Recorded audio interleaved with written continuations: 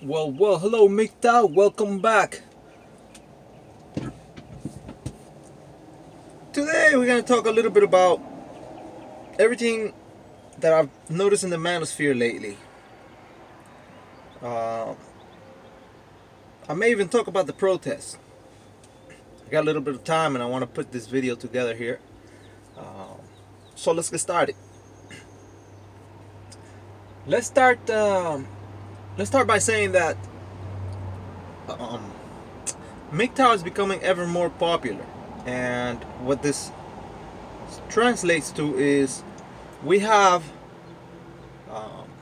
not only the traditional conservatives that have infiltrated the manosphere and perhaps changed it forever, we also have people that come from a different background altogether. What do I mean? We have people that are not square.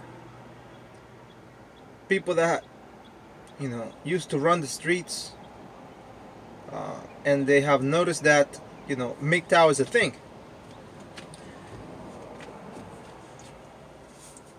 In other words, we have the pimps and the Macs and the players making their way into the manosphere. Now, I have a lot of respect for these guys. I've been a square and a nerd all my life, and I just could not imagine the level of intelligence, and I mean this in a positive way. These guys are really smart, because to run the streets nowadays, especially with all the technology that that they're up against, you have to be brilliant. And I remember, many years ago, when I used to drive a cab in a big city. These guys, they had a lot of common sense. Their conversation was always on point. They were really smart people, really smart cats. But they're moving into MGTOW, not realizing that they're still operating within that gynocentric model of human relations, the gynocentric model of interaction with the opposite sex. So pimping is gynocentric. Now you're saying, what do you mean, sweet padre? I mean exactly that. It's a career, if you can call it that. It's a career that is focused on women, and perhaps it's the career that has the greatest focus on women of any other career. And the pimp doesn't cater to the woman, right? Much like the people in the seduction community, right? The people in the seduction community, they have like the speed seducers, the mystery method seducers, the real social dynamics guys. All these guys are upfront about catering to women, or changing themselves in a way to appeal to the opposite sex. But the pimp is special because he claims not to cater to women's wishes. Yet at the end of the day, these guys have a real talent that women are after, and that is the talent of quote unquote game. they have game, right? Knowledge of the system, wisdom, understanding,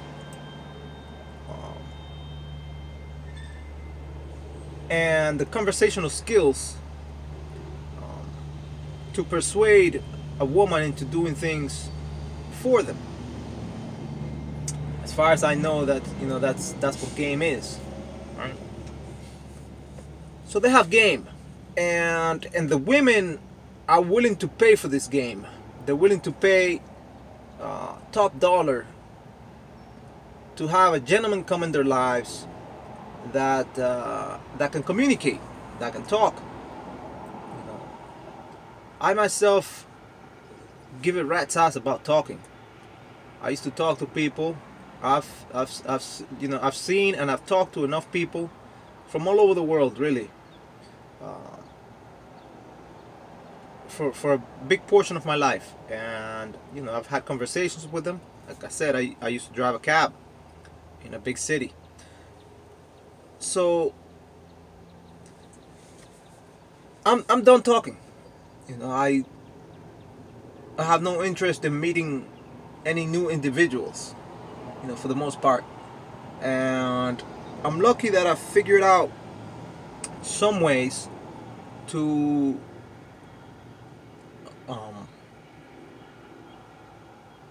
survive, or to make myself still prosper in this society that is ever more interconnected, without having to have a great level of human interaction. So but these women are willing to pay. They're willing to pay top dollar for this conversation. And so that's what the pimp sells. The pimp sells conversation. And if you're young and you're still out there, you have dating or trying to pursue women, you have to understand that you have a lot of options. You have a lot of options here, but most of those options lead to the same place. See, they lead to the same place. They lead to trouble, and they lead to dealing with women's emotions, right? The decentralization of your dreams, of your ambitions, of your focus, right? For the most part, and a greater focus on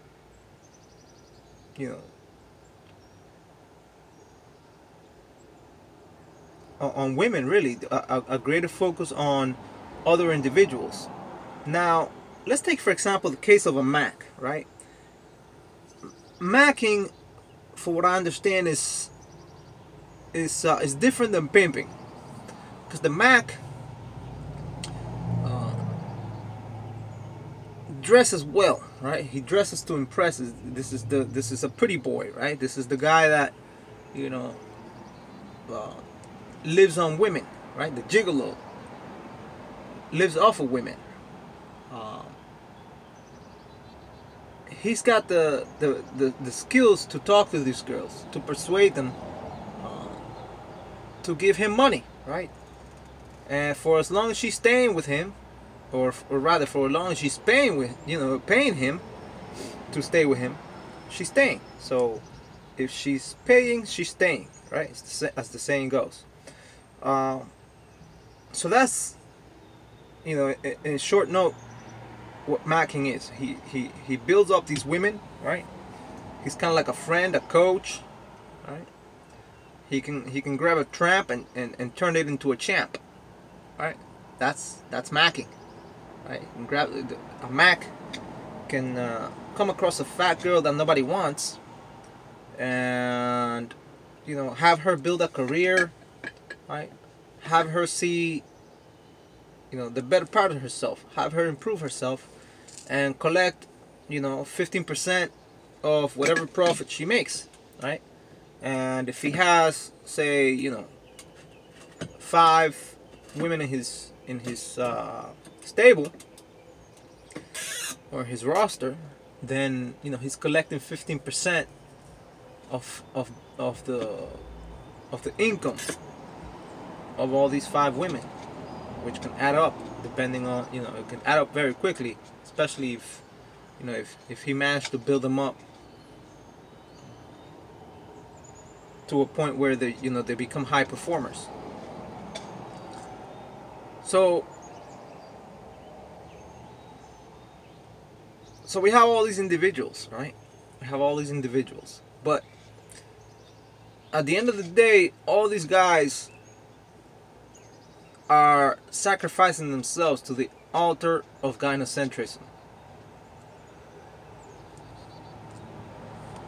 Why not just build yourself and avoid it all? It's a lot simpler. So we have guys, with a lot of knowledge, and I respect that. They're coming into the MGTOW community with this background of pimping and running the streets, and it's I respect their knowledge, but they're not fully understanding what it is we're talking about. They really are not understanding what it is we're talking about. They think taking the red pill is understanding female nature, which in a sense it is, right? In a sense it is, but it's also walking away. It's also choosing to walk away as a result of being acquainted with this nature, right? Because if we are, if we're gonna play the game, right? This game of seduction, of persuasion, of trickery and deception, right? Then that leaves us as humans in the same place. It leaves us as men in the same place where we started. We're going around in circles. We are focusing our energies, the better part of who we are, on things that have very little value. Now, I know that that some of these guys are gonna try and counteract my point by saying that if we are in a position where women are giving us money, right? If we're in a position where women are, we're not giving them the value that they think they deserve, or the attention that they think they should have. If we're not putting them on a pedestal, then we're winning. You see, and I think this is where a lot of guys start going down a slippery slope. See, because the distinction is so subtle. It's so subtle that we can very easily start justifying to ourselves that it's okay to go down that route as long as we do these things.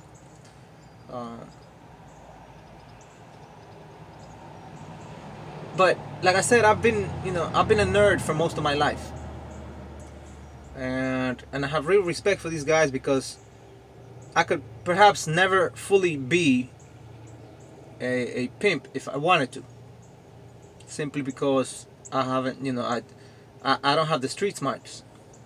I really don't, to do that. Maybe it's something that can be developed, but it's certainly not something I was born with. And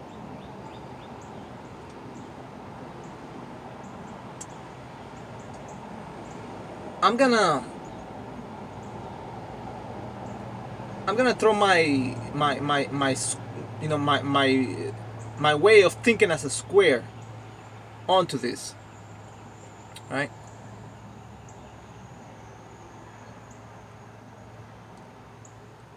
I want to say that it's not, by us giving these women our time of day, even if we don't put them on a pedestal, even if they give us money, right? Even if we have, several women paying us, right? Enriching us financially, right? And we get to the point where we're developing our conversational skills so that we can benefit from the situation, right? We're losing out. Even if we do all that, we're losing out. We're losing out because there are greater things to achieve in life. Let's imagine a situation where, every man becomes a pimp. Say, for example, that every man is red pilled. Right? Every man takes the red pill, and every man, right, learns about female nature, and say every man in society, the society that we live in, now has the conversational skills, to a greater or lesser extent, to have a woman pay them, right? And we reverse the situation. We have, women produce, right? And they will produce more than their sexuality, right? Say, for example, that they will go out and they will work in some sort of a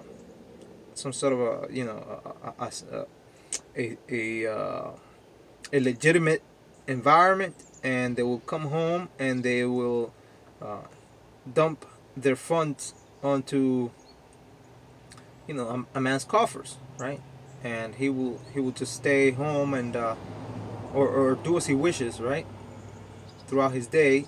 And at the end of the day, thanks to his newly acquired conversational skills, these women, they will sustain him financially, right, and otherwise. So if that were the case, if every man was in this situation, right, we will still be losing out as a society overall. The reason being that women will simply never produce what a man will produce, not mentally or physically. We will experience a regression in the number of inventions and the amount of progress that we see as a society. Right? It will be an age of very slow advancement. Now, I know this is an unlikely scenario. I know that. I'm just, putting it forward so as to illustrate what it is that, that could happen. If every man was red-pilled, and if every man was a pimp, in the traditional sense, where he turns the tables on the woman and the woman pays him.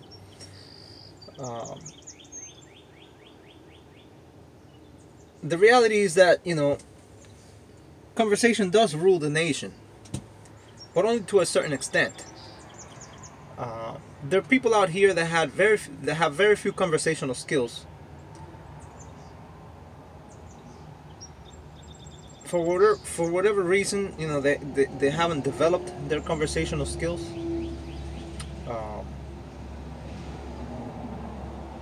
But they have an incredible amount of talent doing other things. Right? We can think about the guy that spends his time at the laboratory, right? And he's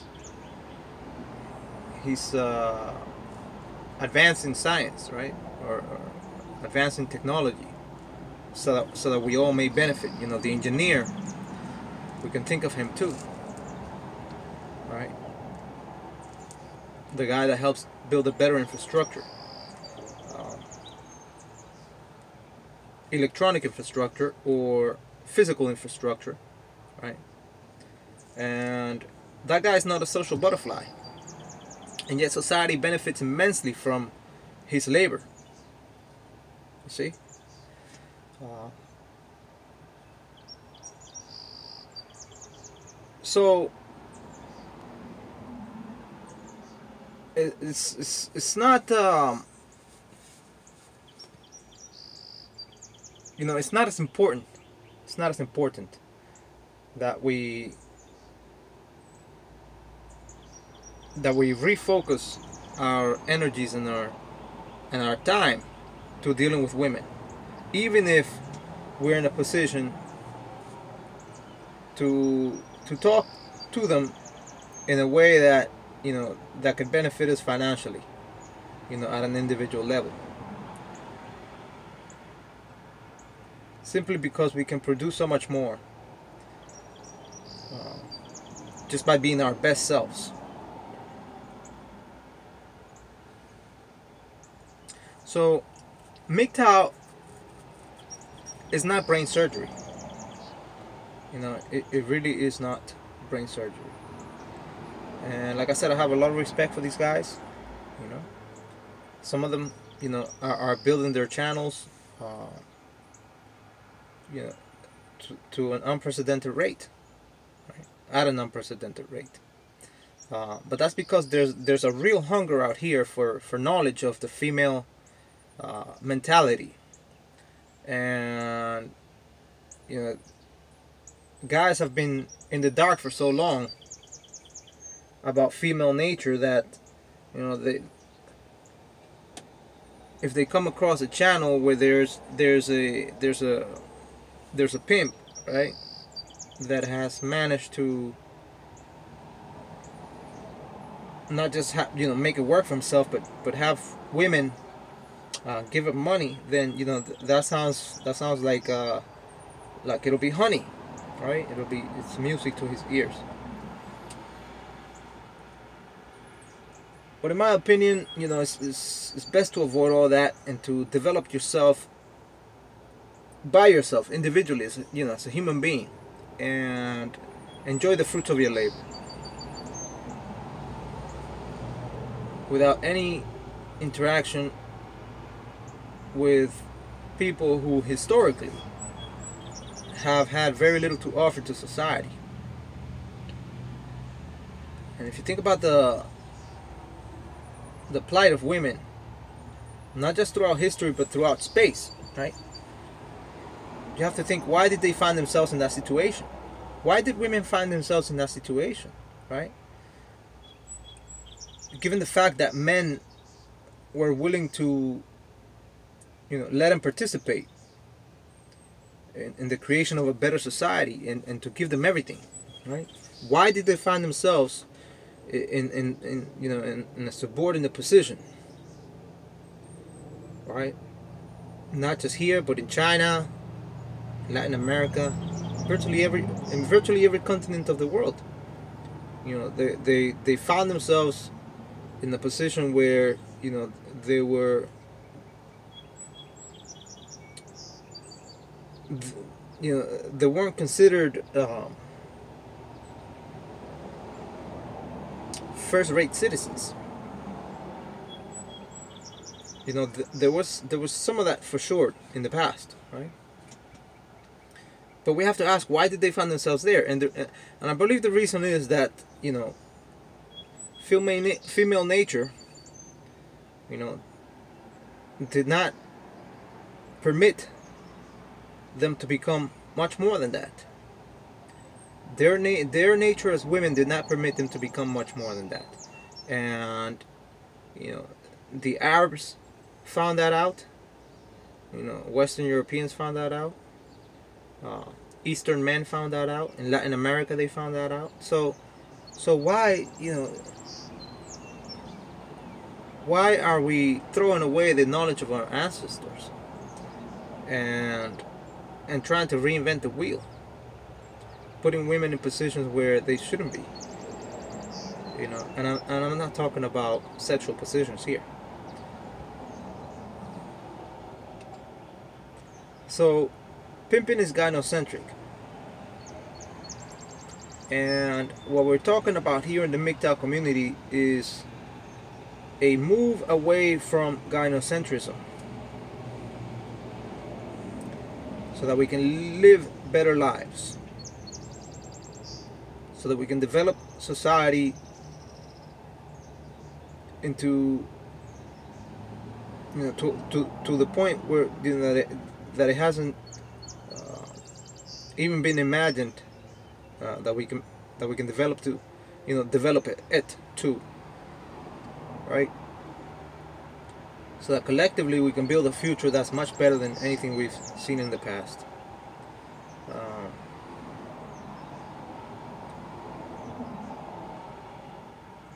Amazingly enough, in this microcosm that we call the manosphere, men of all backgrounds and of all races have managed to coexist without arguing, without much fighting, much bickering. In other words, to coexist in unity.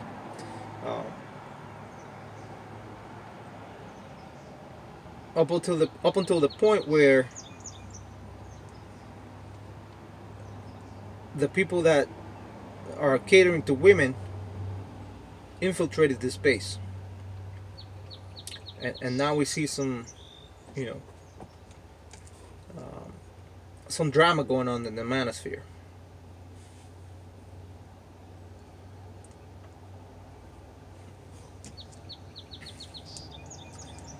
So, the pimping community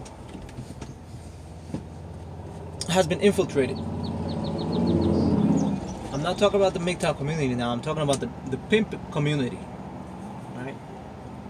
That has been infiltrated. This subculture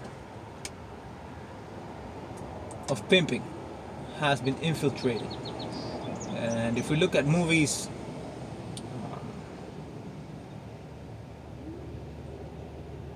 such as cross-country pimping, right? We see that they've been taken over. They have been taken over, and as smart as many of these guys are, street smart, they ended up giving up the game, for some attention.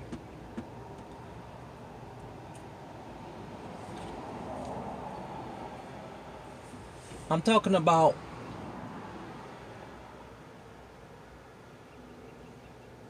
the nerds taking over and the government taking over what was once a very knit, tight and close community. Much like they try to do here in the MGTOW portion of the manosphere.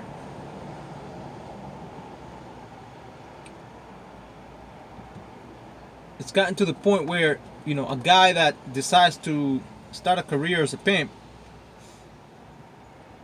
is now facing 20 years in prison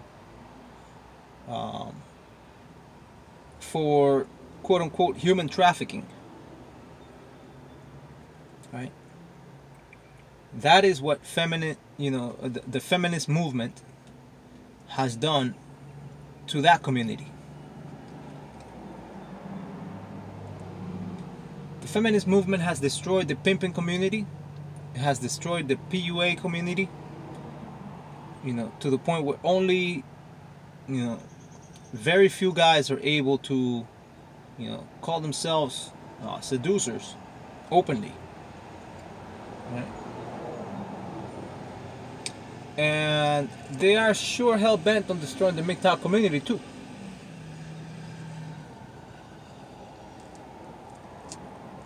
But how are they going to destroy a group of guys that are, that do not have any sort of organization? It's beyond me. We've seen how, this big and powerful government,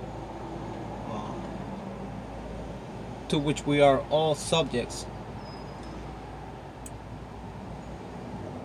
how has found itself at odds when fighting individuals in other parts of the world. You know, they're having to try and find these people first. You know, they don't know who's fighting and who isn't, and so it's very easy to hide in the MGTOW community, right? Because you don't have to be part of a group. You can just be. You can consider yourself MGTOW. Hell, there are guys out here that are MGTOW and don't even know it.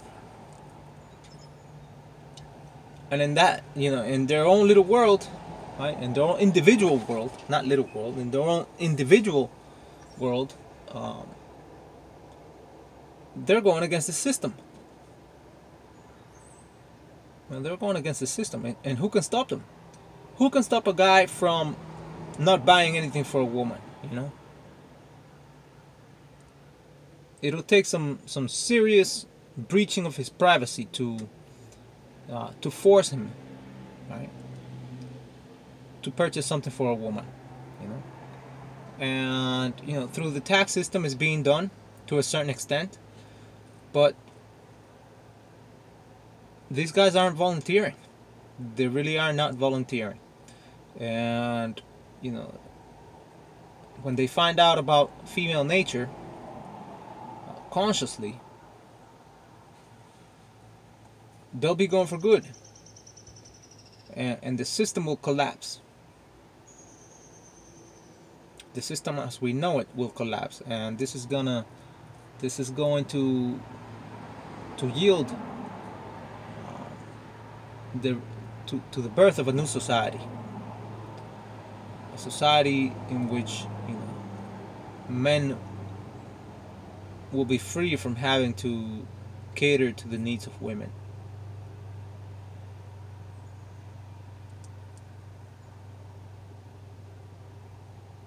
And so that's why, you know, you'll never see me out there protesting.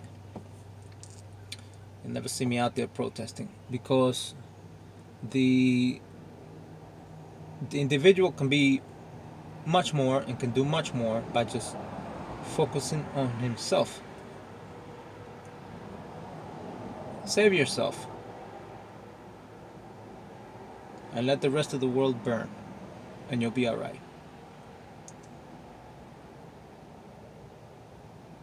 Anyways, MGTOW, it's been a pleasure. I think I've talked enough for today. Thank you for watching this video. I'll catch you in the next one.